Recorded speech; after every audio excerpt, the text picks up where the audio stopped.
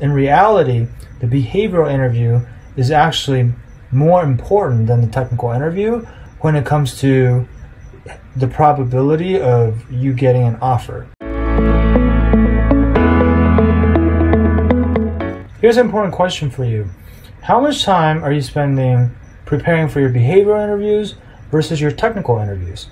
If I had to guess, and if you're like most people, you're probably spending the vast majority of your interview preparation time studying for your technical interviews, and you're probably spending very little time preparing for your behavioral interviews, right? And if that's the case, I want to tell you, you're making a mistake, because in reality, the behavioral interview is actually more important than the technical interview when it comes to the probability of you getting an offer.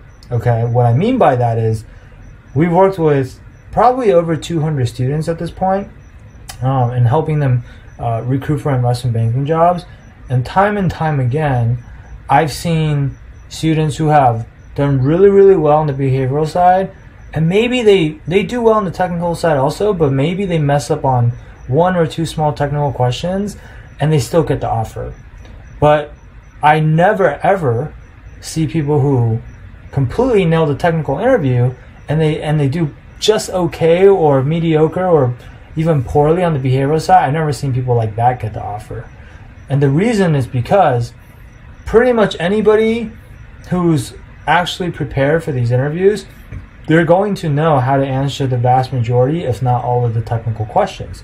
So if you know how to answer your technical questions, that alone is not necessarily going to make you stand out. What's more important to the interviewer is, do they actually like you as a person, and do they actually feel like you're someone that they want to work with?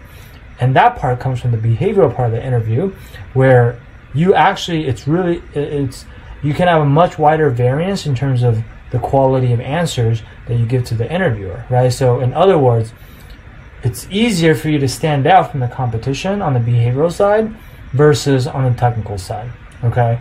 However, despite this fact, most people don't spend much time studying for the behaviorals at all, because there's this feeling that when you're studying the behaviorals, there's really not that much more you can be doing, right? So there's this illusion of a lack of progress, you could call it, right? Because once you come up with your answers, that's probably pretty close to the best answer that you could come up with. And then in your mind, there's not much else you can do to actually improve that answer. So you just don't spend time on it, right? For most of our really successful clients that we've worked with, the amount of time that they spend on the behavioral and the technical stuff is actually roughly 50-50, I would say. Like, probably takes about 20 to 30 hours in total to get really good behavioral answers nailed down, and another 20 to 30 hours to really master the technical concepts, okay? Now, obviously, you might be thinking, hey, 20 to 30 hours on each of these topics, that sounds like way too little, right? Like you're probably spending a lot more time than that.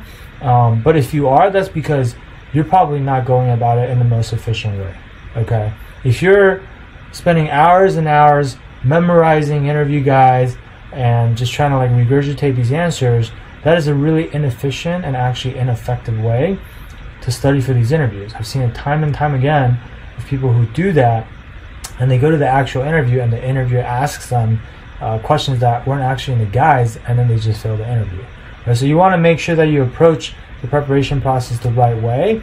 And on the behavioral side especially, even though it's hard to come up with the changes that you should be making to your own answers because you're the ones who wrote it in the first place, what you really need to be doing is getting feedback on your behavioral answers from someone who's a lot more experienced than you are and has seen a lot more of these interviews, because having that extra set of eyes from an unbiased third party who's actually qualified and has actually seen a lot of the answers from your competition, that person is going to be able to give you the feedback that you aren't able to see yourself, because these are whatever mistakes you're already making is probably currently in your blind spot.